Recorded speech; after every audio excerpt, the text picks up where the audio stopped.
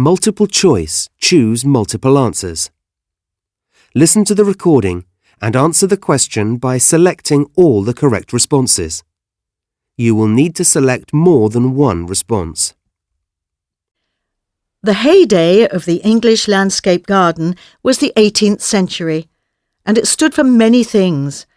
The appreciation of natural beauty, of course, but also the idea of a civilized life, good taste, one's personal philosophy, and one's social status.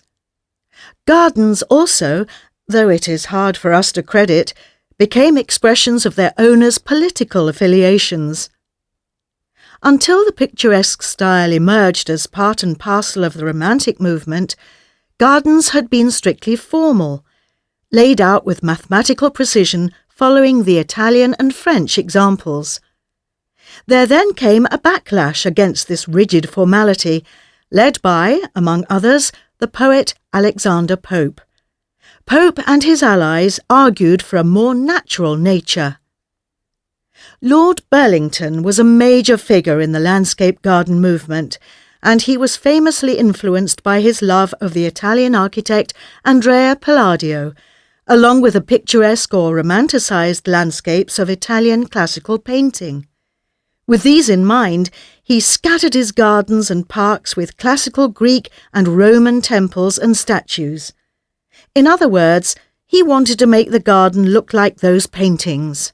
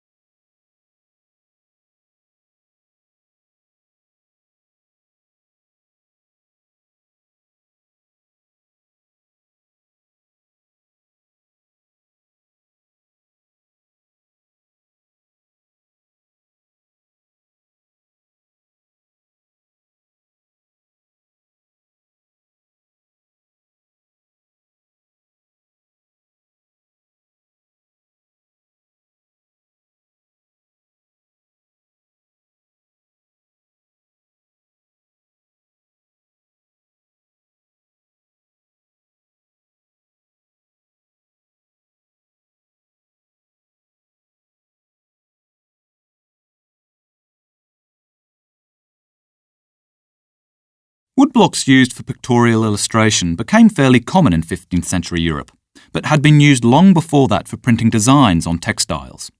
Most of these were simple in design and quite crudely cut, but some were skillfully drawn and cut, while others even contained pictorial imagery. Records show that woodblock printing on fabrics was practiced by the Egyptians as early as 2000 years BC. The oldest existing printed fabric, which is Egyptian, dates from the 4th century. At the same time, the craft seems to have become widely established, even commonplace, elsewhere, for example in India, Mexico and Peru, where the same techniques continue to be practiced today. And the technique was almost certainly used by both the Japanese and the Chinese too.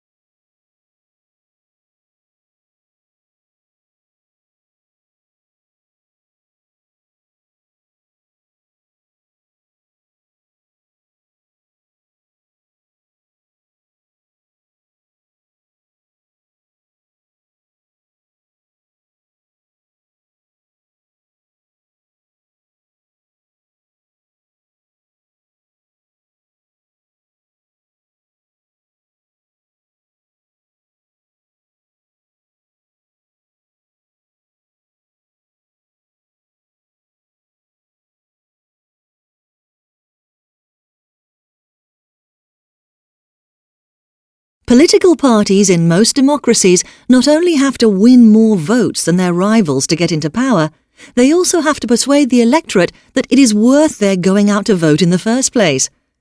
In the UK, turnout is frequently low, and one reason cited is the weather.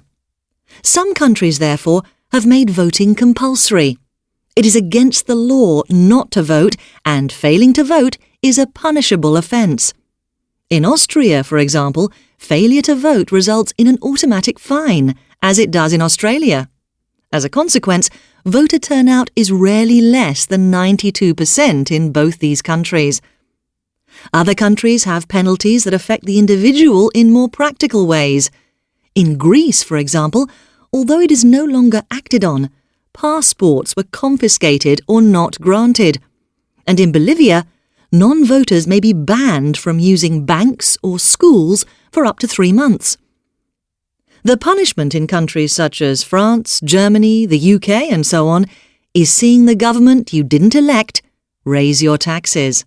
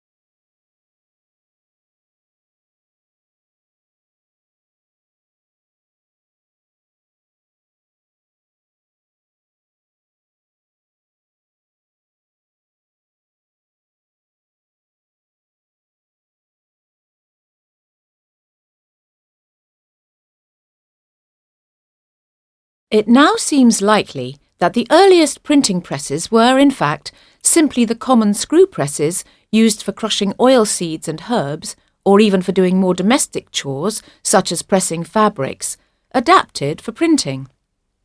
Other large wooden presses, such as those used for crushing the juice from olives and grapes, known as beam presses, had been around for centuries, but proved to be unsuitable for printing due to their size and their necessarily heavy pressure.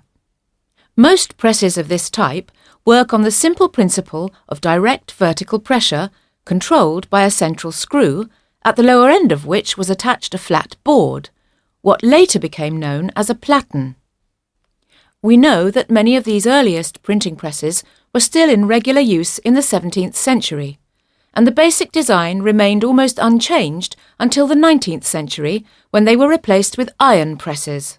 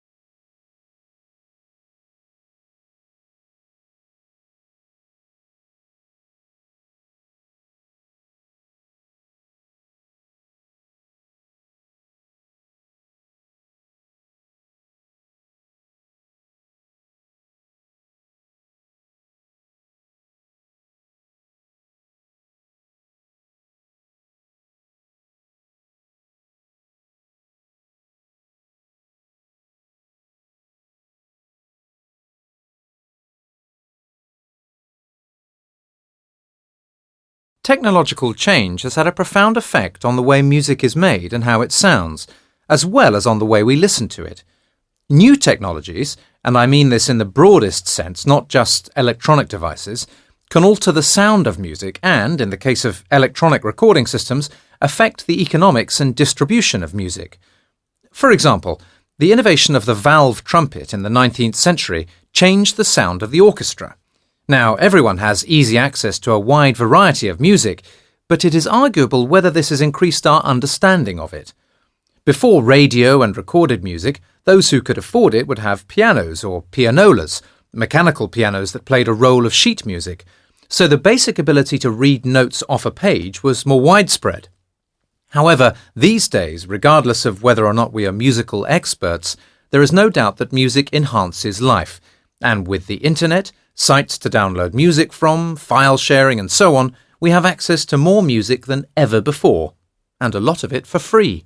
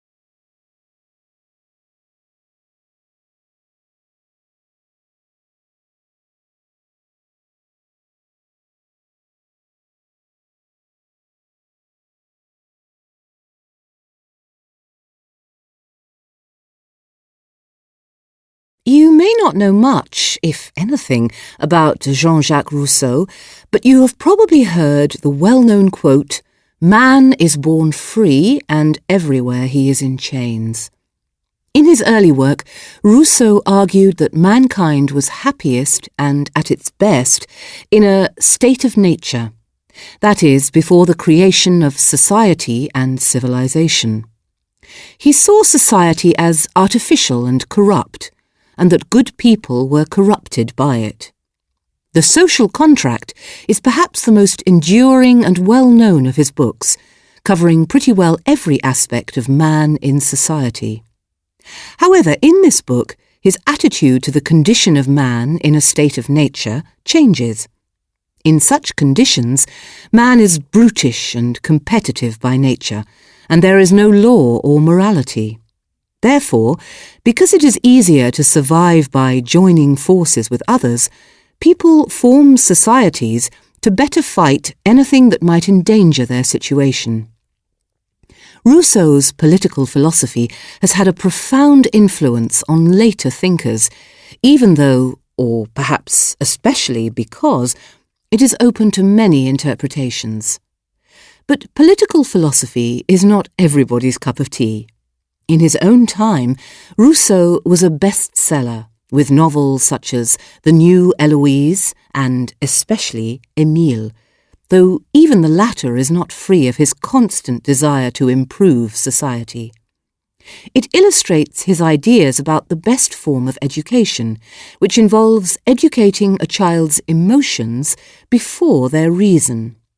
This too had a profound influence on educational theorists.